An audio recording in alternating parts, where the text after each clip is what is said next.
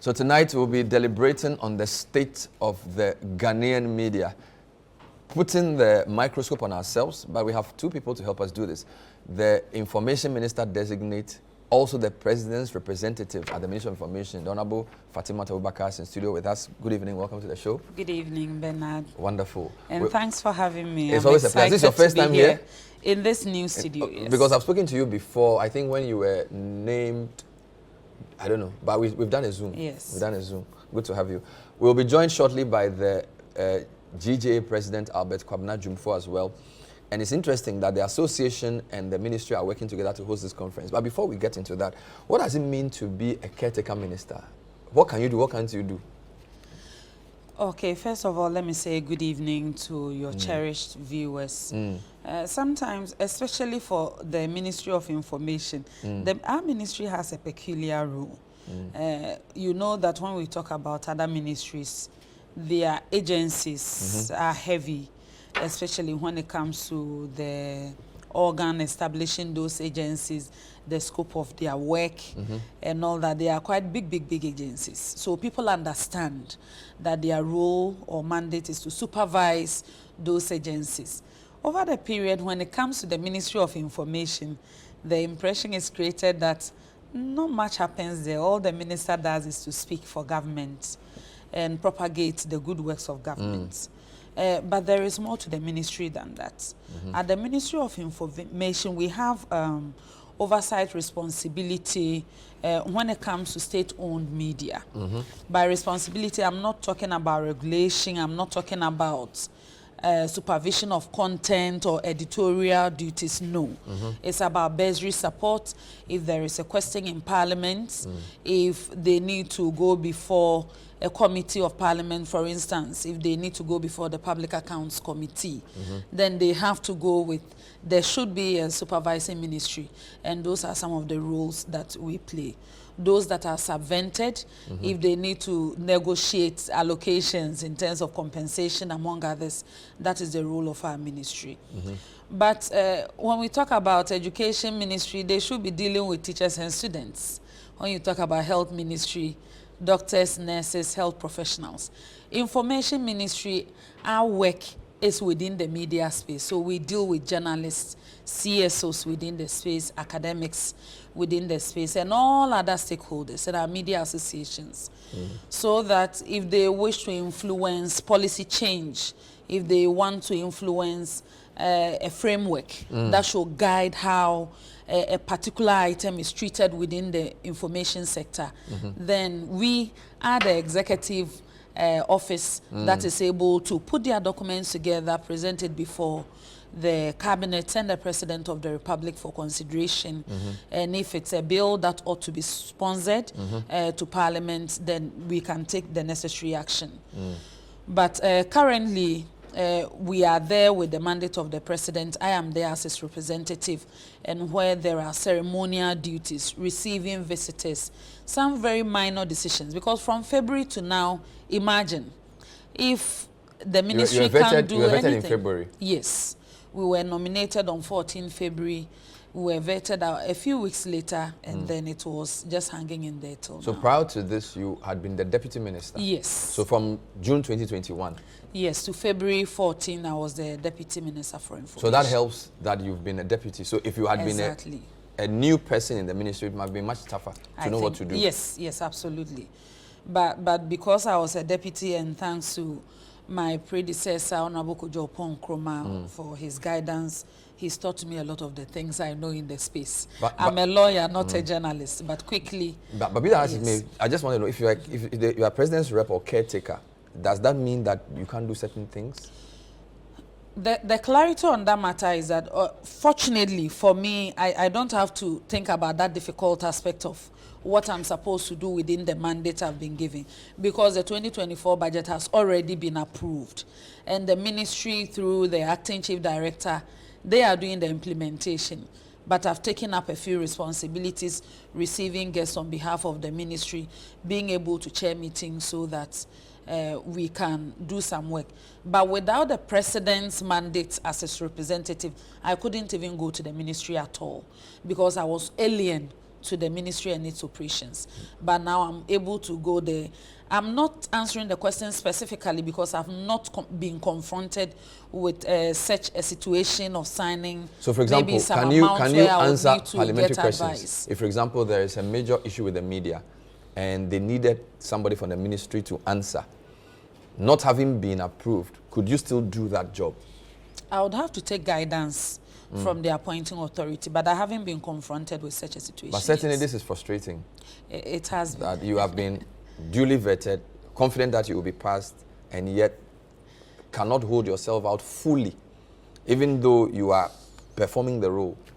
As for confidence, we leave that to the judgment of Parliament, because they have the authority to do so. But we've been waiting, and I think it's a long wait, and it affects government business. Because until about 2 weeks ago, when we got letters to go as representatives, so many ministries, like my place, where both the substantive nomination and nomination for deputy are new, it means you can't do anything. The ministry is orphaned. And there are certain decisions that go beyond what the administrators can do. They would need political direction or from the executive, and a lot has been waiting on the tables for long. You pointed out the role of the ministry, government information, and then you also looked at the profession of journalists. Yes. And so how do you assess if a ministry is doing well? Is it more whether government information is being accepted or more the welfare of journalists? Generally, how do you think that the Ministry of Information should be assessed? Okay. So the assessments are in different levels. Just as you know, successive governments come to ministries like ours, and then they have to take a decision as to the policies or programs that they want to introduce. In our situation, most of the programs that we are rolling out now are completely new. Our media support programs are first of a kind. They were not there before. So you realize that usually when it comes to measuring, of course, with the civil servants, the civil service has its own mechanism of measuring performance. And when it comes to our agency, is the Public Services Commission, and also the ministry in charge of public enterprises, Honorable Kujo's ministry. They also have a mechanism for assessing the performance of the various MDs. And then per the constitutional duties of governments, they also look at how periodically they can do monitoring of the work of the ministry. But most of the programs that we have rolled out are new. And sometimes we measure our performances based on some of the research papers that the CSOs bring out, the reports that Reporters Without Borders bring out, among others. So when those academic papers or other opinions come up, we take them seriously and look at how best we can measure the matrix vis-a-vis our performance and see how we can make improvements. Certainly, one of the ways people assess your ministry is the World Press Freedom Index, which essentially looks at the general state of media practice on the continent. I think the latest comes in with an increase in our performance from 62nd to 50th. Signaling some progress, but also outlining some areas of concern. Generally, how did you receive those rankings? I was excited for one, that there's been improvements. I think to jump from 62 to 50th is significant. But no matter how modest people would like to look at it, I think it's better than deteriorating, because all the efforts that we are putting into these support programs and engagement with stakeholders is to the effect that we want to improve. That being said, there is also this conversation about comparison between the current record and previous records. And when that explanation is given, you realize that sometimes people can be intellectually dishonest because there is no single report that Reporters Without Borders has brought out without giving basis and talking about the format of assessment, the methodology that was used. So a mere comparison of printing Ghana's position, we were here 2015, number what? Number this 2016, and drawing it down to this time and saying we are 8th, or last year in Africa, this year we are 6th in Africa, is not a representation of the truth. Why am I saying this? In 2022, Reporters Without Borders came up with a different format of assessment. And if you want to compare academic papers or research papers, you compare based on using similar methodologies. Previously, if you look at the assessment generally, they were looking at how conducive the environment for media operation is from the policy and legal perspective, and how political actors were dealing with the media. The new method of assessment since 2022 shows that they have completely departed from that. If you look at the metrics or the indicators, now they have introduced an economic indicator looking at the conditions of service, salaries, welfare of journalists. They are looking at a social indicator which has to do with the socio-cultural environment, the society's interaction and how acceptable they are of reporters and journalists and so on. The legislative indicator, the security indicator that has to do with the safety of journalists, and then we have the political indicator that has to do with the interactions between political actors and journalists. And then, even when they started this new methodology, they themselves, Reporters Without Borders, mentioned that there is no basis for comparison between the new methods of assessment and the old one, because the indicators have completely changed. Interesting. So just on the basis of year on year, it may not be fair. No. But I'm sure Ghanaians can say they know. Ghanaian journalists will tell you how they feel. In fact, and on that point, let me bring in Albert Kwabena Jumfo. He's the president of the GJ. Thanks for joining us. Good evening, sir. Welcome. Thank you too. How are you doing? We are here and healthy. I've been speaking to you on phone and on Zoom. I've never had you here, so it's good to have you here. Of course, anytime I come to City to rain, I don't know why. This, I remember the first it always rains, yes. It's always rain whenever I come here. Yeah, it's a good sign of blessing. Of course. What is the state of Ghanaian media? So Information Minister is telling us there are two ways. She's in charge of government information and also media practice, basically anything that concerns us, she represents us in Parliament. Yes. So let's not even look at world rankings. Just generally, as president of GJ for, I think, a couple of years now, yeah. What would you say? How are things going with your members? Are they safe? Are they happy? Are they well paid? Okay, I think that, thank you, Bernard, and once again, good evening to your viewers. I'm happy to be with you. In fact, we've been having this conversation over the phone, and today I have the opportunity to be here, and my sister is also here. I listened to her, and then I think she's making some very, very brilliant analysis, but we also have our position in terms of Ghana's position, or Ghana's the state of Ghanaian media. Just last year, you were with me, the University of Ghana School of Communication launched the State of Ghanaian Media Report, and that's exactly a year. That was last year, April. That actually revealed a number of things. And I think one of the challenges that this report brought out is the political interference, which is also part of the political indicator. For this study as well. Yeah. And I want to draw attention that under that indicator, you realize that journalists are actually put under self-censorship. Yeah. Because you see, your boss hasn't told you what to do. He hasn't. He's not directing you. It's not. You are not under any. Compulsion. Any compulsion? Yes. But yet you are afraid to lose your job, and so you are tempted to actually do the bid of your paymaster, and so this has been one of the challenges, and we keep thinking in that regard. And also, it also reveals the opaque nature in which the ownership of the media is actually strengthening. You know that I've always said that the NCA must set up. They are working for the public, and for that matter, it is important that at least we know the brains, the financiers, or the faces behind most of the media houses. But see, regardless whether they like it or yes, we know it.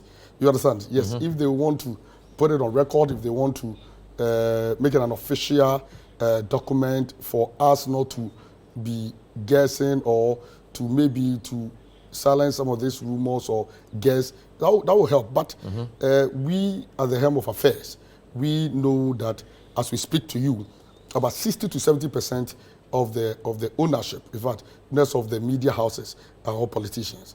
You understand? Yes, some are actually fronting for. There are some civilians who are fronting, or maybe non-politicians. Yes, non-politicians fronting for politicians. And so, for now, I can say we have come far. The State of Ghanaian Media report also reveals the working conditions of journalists, which is also one major indicator, as he said, 2-3 years ago, which before 2022, it wasn't part of the indices, it wasn't part of the indicators. And so I agree with my Honorable Minister when she said that, yes, that indicator has also come to also affect our rank, and it has contributed to Ghana's, should I say, our position on the WordPress. If you permit me to read about 3 highlights of the State of the Ghanaian Media report. It was launched in 2023. Compare that to the RTI, what do you call it? The RSF. Yes, RSF, then we'll compare. So financial viability, working conditions, media ownership and regulation, of course, safety of journalists, professional practice. Let me pick financial viability. Financial viability of the media is under threat, as most organizations are not profitable. We know this. Ghanaian media are looking for new business models, such as digitization. Let's come to working conditions. Media is unstructured and unregulated, with many journalists working without contracts and low salaries, with some working long months without pay. Media employees do not have health care, nor do they receive proper counseling. Media ownership and regulation, that's point 3.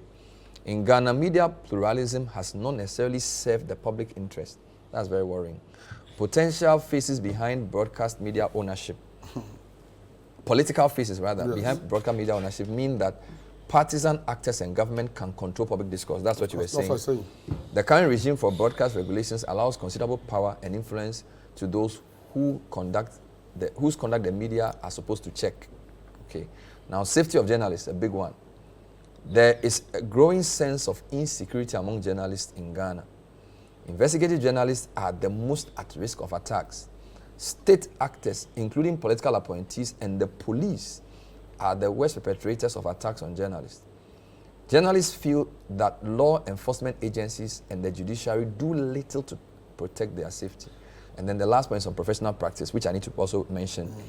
Ghanaian journalists in Ghana have a clear understanding of their position in society and their role as watchdog of society and as collaborators in nation building. There seems to be a disconnect between role conception and performance, though.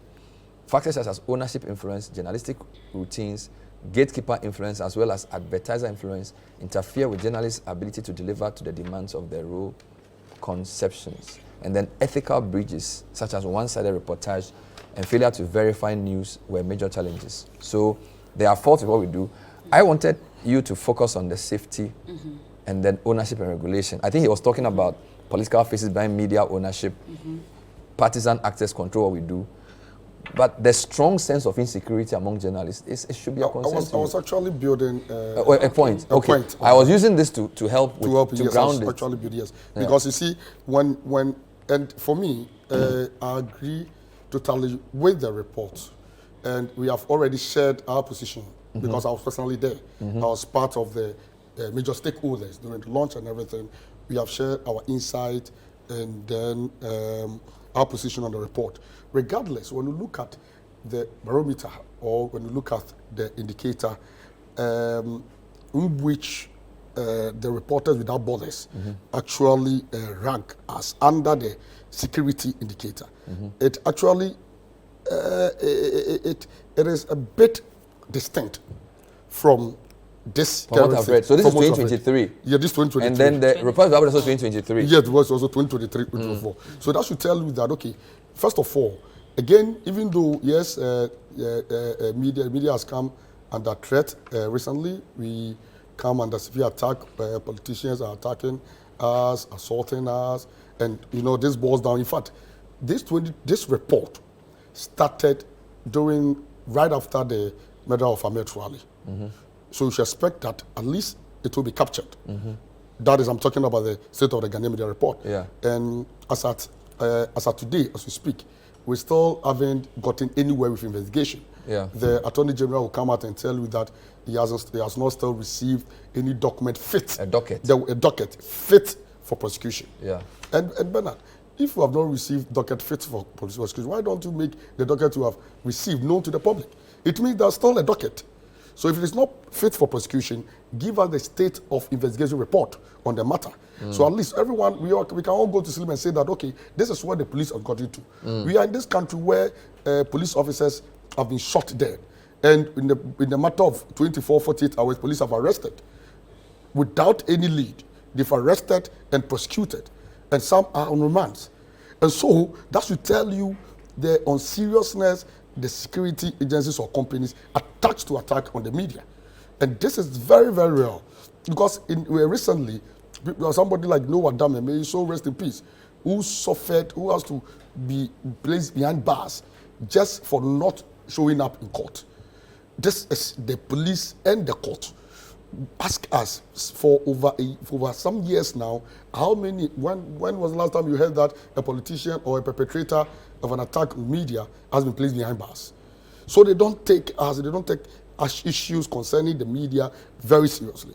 But what has helped out is that during the year under review, we did not see any journalist being placed behind bars. By the grace of God, no journalist died in the line of duty and all that. That's actually affected our improvement on the security indicator, the ranking. So for me, I can say that the last year has been better than the previous year. And so we are really doing well. Again, I can tell you that at least the ministry has really, really offered their support in number of ways, and I commend the ministry headed by then Kujo Pokuma, and then my very sister, who's now the minister designate now. They did so well. They actually, at a point, have to cooperate. They've supported even our resolve our bid to blacklist, you understand, dishonorable politicians and other individuals or group of people who have actually made their mind not to allow journalists to discharge their work in a very enabling, in a very peaceful and free environment. These people, these evildoers, do not sleep, especially in a year like this, an election year. They are still awake. So let me just get your point. You're saying that whilst we've improved on safety, because this year was, or 2020 was better than 2022, there are still some outstanding issues like the Metswale matter. Yes. And the general lack of seriousness of security agencies and possibly legal prosecution, of course, to take our safety more seriously. Of course. So our improvement is purely based on the fact that there were no new attacks. There were no new attacks. And there was no sort of arrest of a journalist or that type of thing. There were attacks, but fortunately no for death. us, Sorry, no death. Yes, no death and no media. So you are qualifying the report. So, the report. No, but just to get a point, she's basically saying that even though the World Press Freedom Index highlights some improvement, it's a qualified improvement because it's being compared to a worse year before. And that the year before, which the 2023 State of Africa Ghanaian media captures, actually was very serious. So what's your comment on that? And also the point around the lack of seriousness for prosecuting those who attack journalists. Okay, first things first. I think there was an earlier comment about viability and why politicians or own media houses, and to that extent may have some controls in terms of decisions to publish or not to publish or what to air. Let me qualify this conversation by saying in the 1992 Constitution, the rights guaranteed under Chapter 5 of the Constitution is freedom of expression, including freedom of the media or free press. With that, the issue of censorship by law has been removed. The free media is not limited to whether Bernard can own, but because Fatih is a politician, she can own. That there is no qualification to that effect. So you would realize that if the media space was viable, if it was profitable, I don't think it will be only people within the political space who would have been investing in it.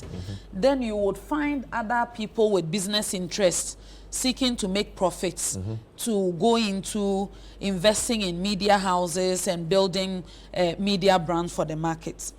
But Bernard, there is also a context to why this is the case. The dispensation, the regime we are running under the 1992 Constitution has changed the space dramatically. And there are other equally important conversations that we are not willing to have. Look at a country like Ghana. An estimated population of about 32 million. Over 550 active radio stations. If you check with the NCA Monitoring Office for Egregious Content, they will tell you that they are doing monitoring for over 170 TV stations. You put all of that together, you are talking of in excess of 700 active media houses within the space. We've not spoken about bloggers. We've not spoken about other content creators that are using social media platform. It is heavily crowded, fighting for the same opportunities for adverts, fighting for the same opportunities for markets, fighting to sell the same audience share to the same stakeholders. So if it's one telco company, everybody is targeting that they will run adverts there. If it's government, everybody is targeting that they run advert there. And research has shown... I need to take a short break. Okay. So that I will not lose revenue. I will let you continue your train of thought. We're talking to Information Minister Designate Honorable Fatih Abubakar, also talking to our President, GGA President Albert Kwabena Jumfo. We're looking at the state of Ghanaian media. We'll also talk about the Africa Media Convention. The 3rd edition is happening here in Accra on Wednesday. We'll be right back.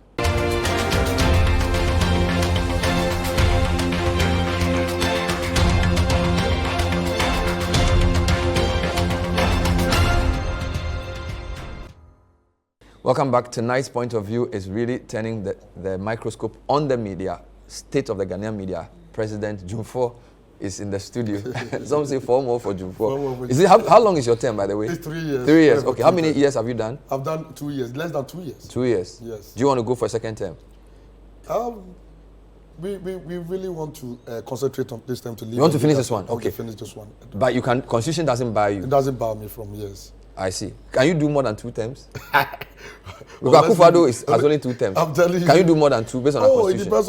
It depends on the will of the people. I don't think that... so there's no term limit? There's term limit. It's 2 terms. 2 terms, okay. Constitutionally. Yes. Okay, fair enough. So Honorable Fatih was talking about the viability economically. I think you made a brilliant point, the cluttering. And we feel that. We as media managers, we feel that. But are you saying that translates into... So sort Bernard, of poor outcomes in terms of Bernard, professionalism? My point is that the research from the university points to that factor. So when it comes to viability, there was a recent research finding by CDD. We all went to Kempinski to let them take us through the reports. And you realize that it's a big issue. It's a big issue because it goes to the core of the integrity of the practice from doing journalism separated from doing PR. For a candidate or an MP or a politician or any party in that category. Okay. Because if there is not adequate investment in the space for people who are not interested in controls, and then an MP sets up a radio station, he will be seeking to use the platform to sell what he's been doing so that his constituents will get to know what he's doing. If we are at the crossroads and the decision among the stakeholders is that let us look at that again, I don't have a problem with that. Okay. But when the reports come and then you take indicator by indicator, you realize that the economic condition is the most substantial contributor to our challenges. And for the avoidance of doubt, let me take you through the percentages of the 2024 report. Economic condition, we got 47.92%. Legislative indicator, we got 74.79%. Social indicator, 73.41%. Political indicator, 59.50%. Security indicator, which is safety of journalists, 82.94%. And all these indicators carry the same weight. So your point is that economics are most serious? It is the most That's serious. Why we perform the worst. That is why we perform the worst. But what we are doing as a ministry is that we tailor our media support programs to each of the indicators. Wonderful. Because they are not mutually exclusive. You can make improvements in all of them at the same time. So when we take one, we look at how best can we work to improve that indicator. For example, we saw the economic indicator. We acknowledge the struggles within media practice under the 1992 Constitution's dispensation because of the proliferation, the crowding and all that.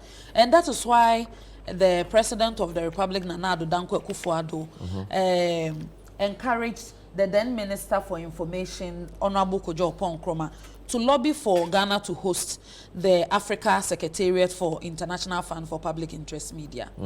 It has a grant line to support media houses so that they don't collapse, to support with the operation salaries, among others.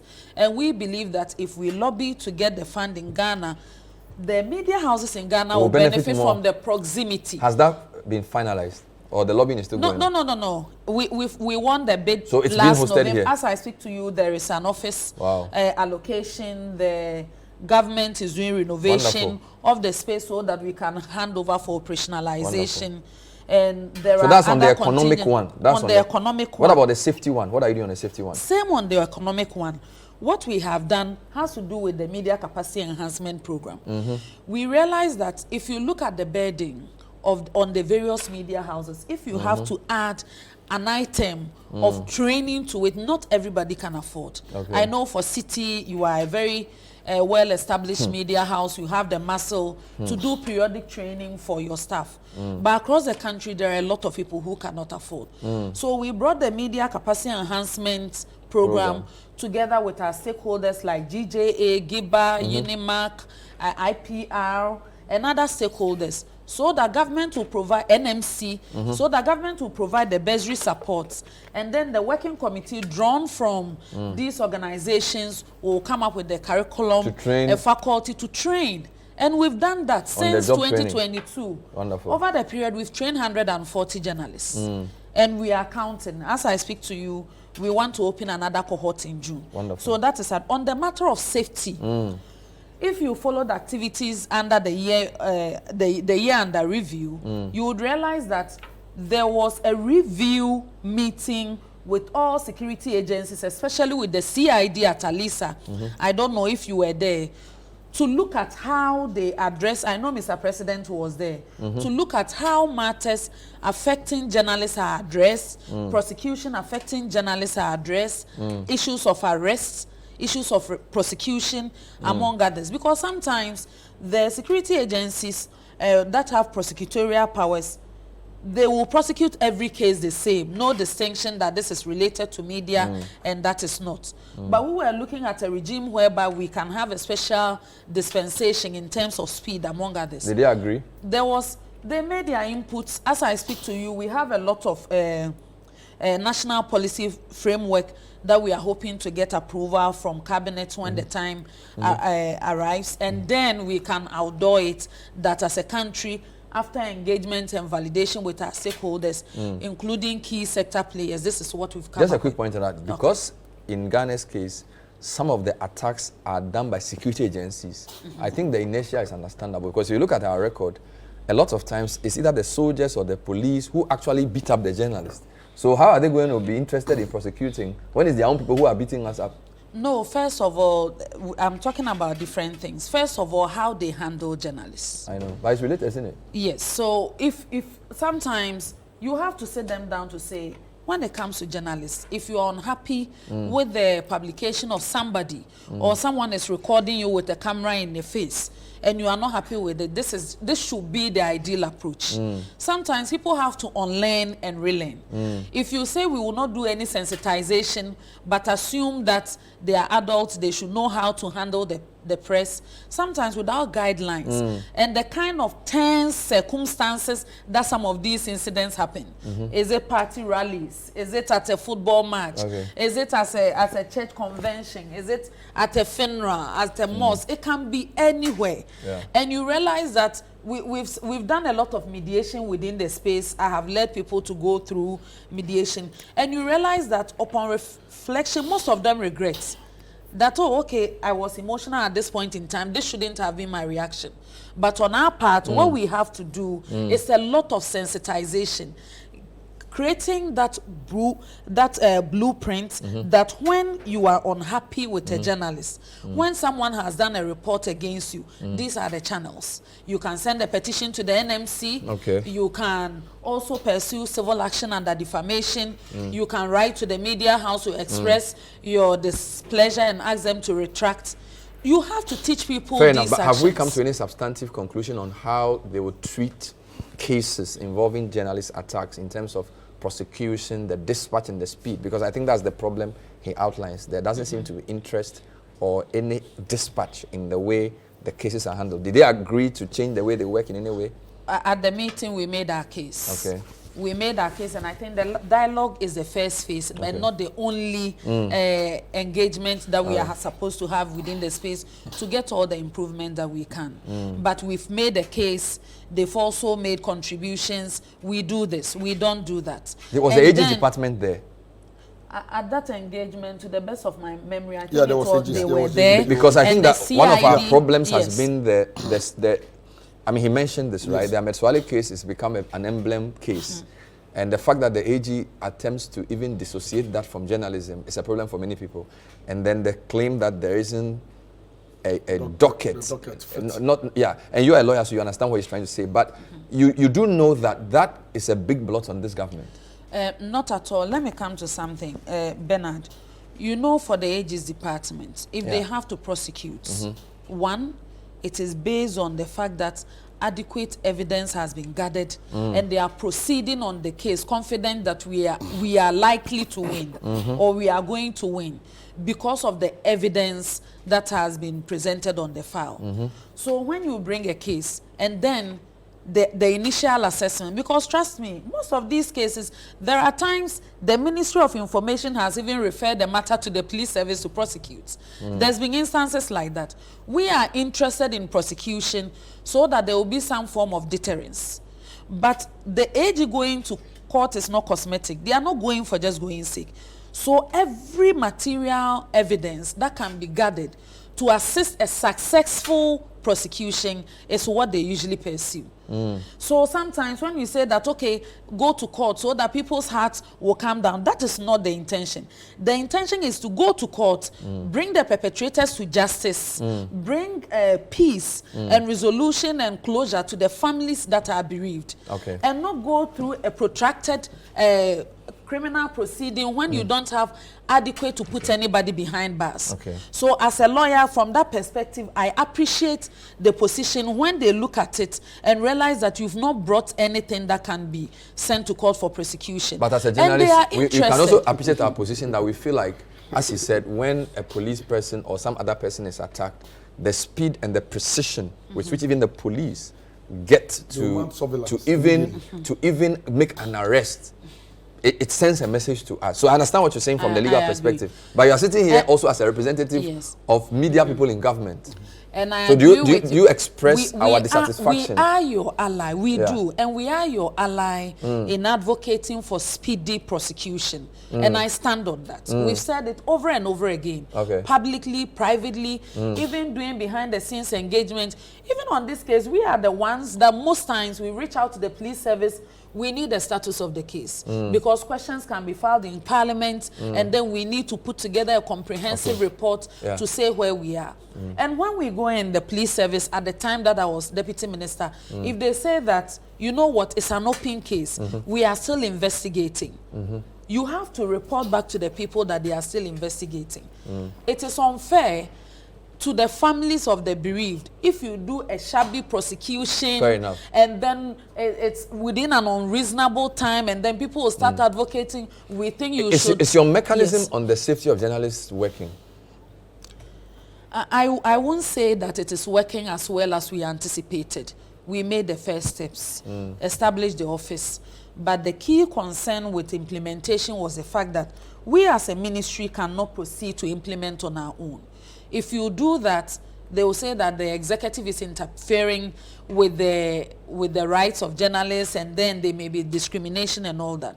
So what we did as a ministry is to say that because the National Media Commission already has a constitutional mandate as a regulator of content, and also to receive petitions, cases against the media practitioners and journalists and all that, we said, okay, let us support the National Media Commission, provide them with the office space, empower them with resources so that they can take up that role.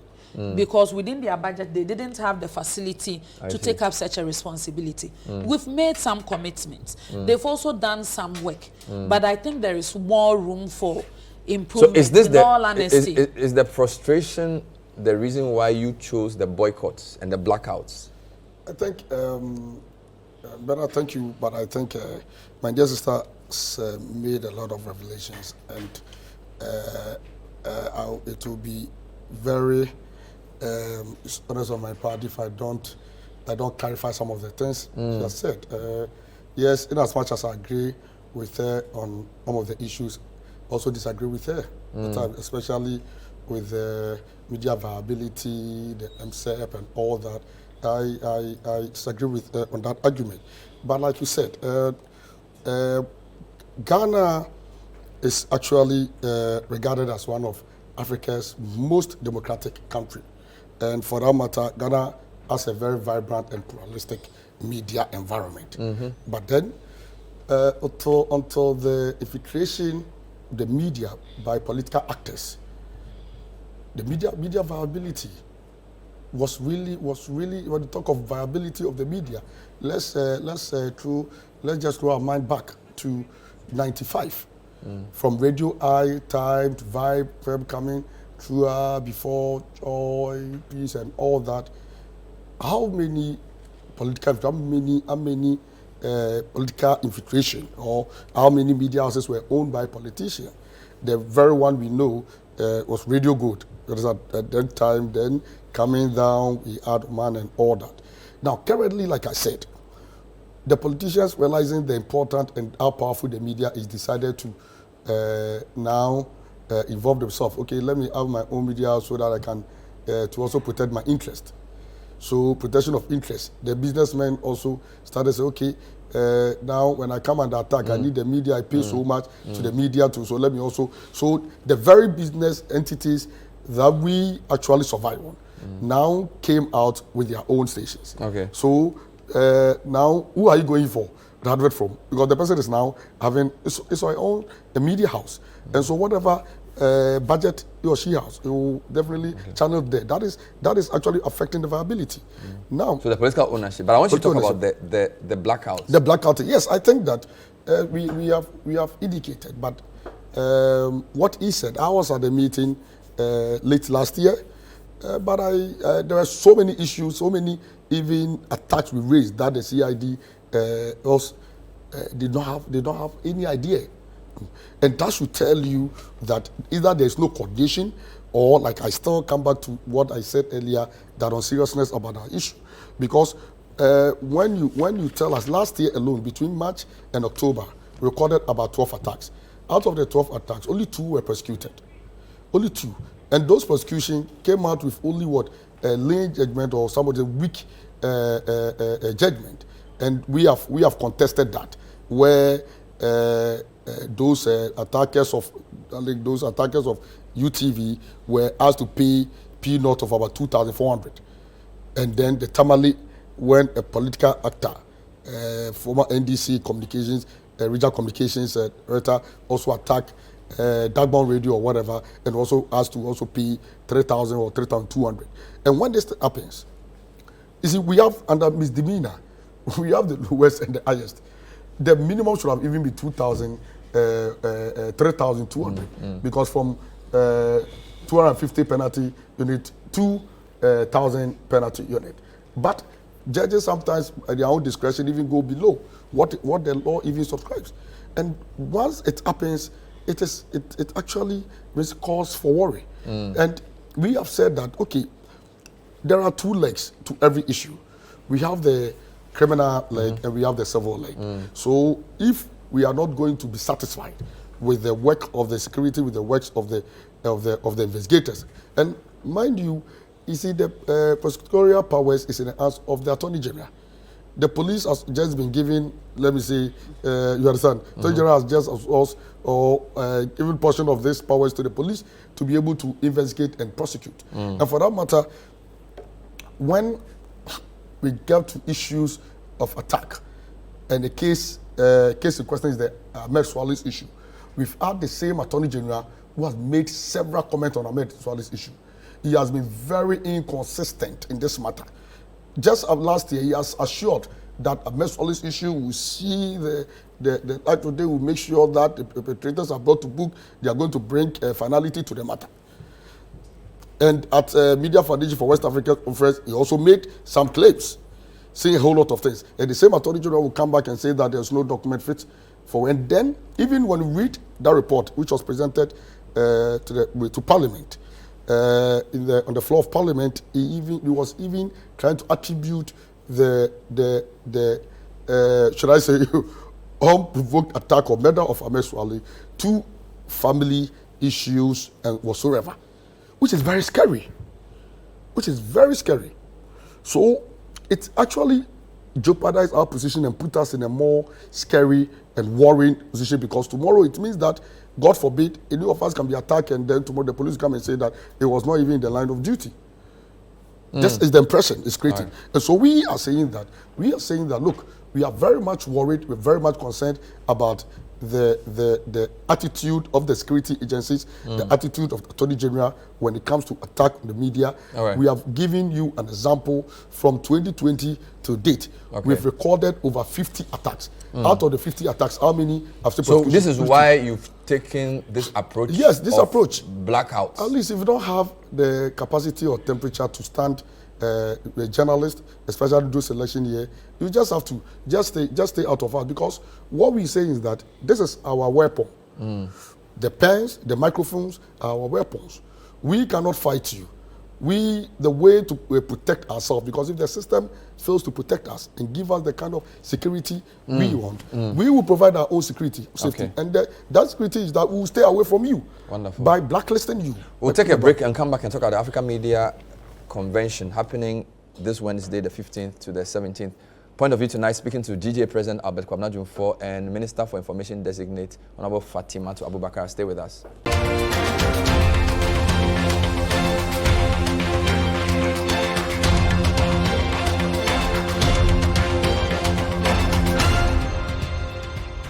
Welcome back. The point of view tonight is not just looking at the state of the Ghanaian media, but also looking at an important summit. The African Media Convention is being hosted here in Accra, incidentally by the ministry and the association as joint host, working with UNESCO and all of this. So how big is this event? Okay, before I come to that, just quickly, I just want to make a point clear that if the AG says I have intention to prosecute this matter, to bring finality and closure to the family, and the AG goes on to say that we are waiting for the ongoing investigation and the docket, and then he says we don't have enough to go to court yet, it doesn't mean that he has contradicted himself. It is not a reflection of the chronology of events. That being said, we are excited sitting here in our collective resolve to inform Ghanaians that from the 15th to the 17th of May, that is Wednesday to Friday, Ghana is hosting the 3rd African Media Convention.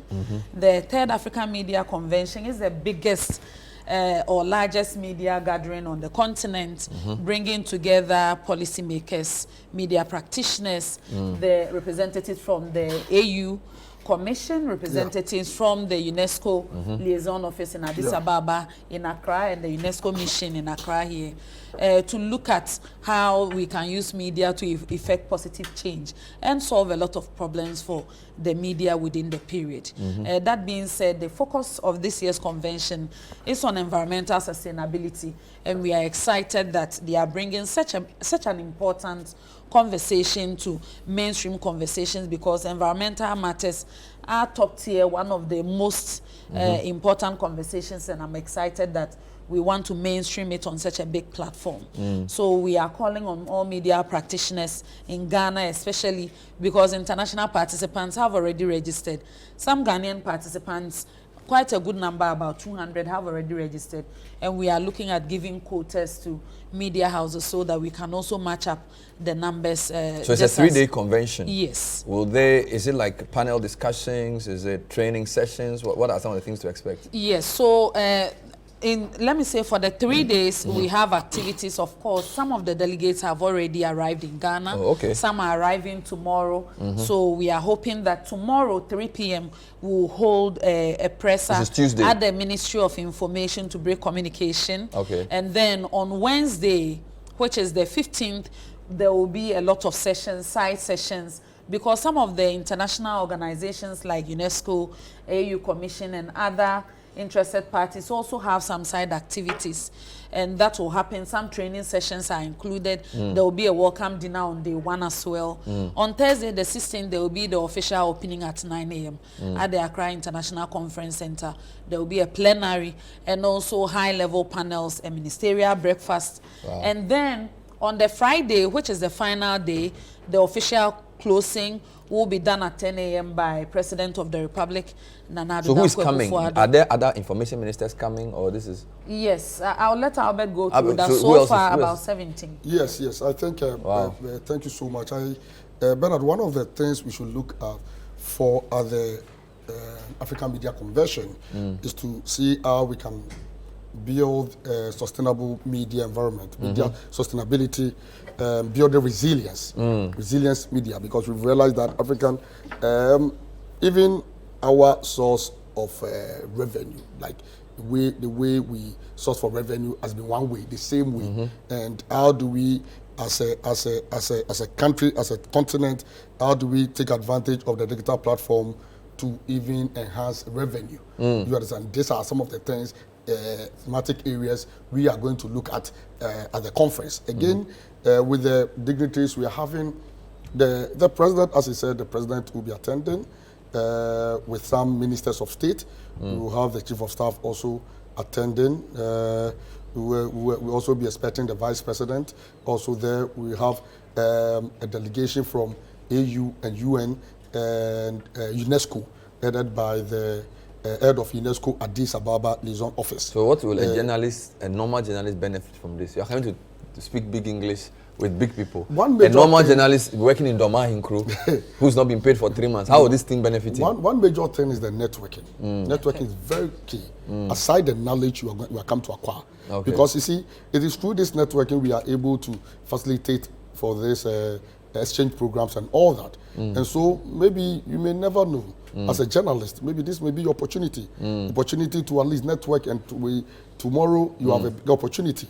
And also to actually get opportunity to go out there, and also to build stronger ties, between Ghana and other African countries. These are some of the things that we look at now to fraternize.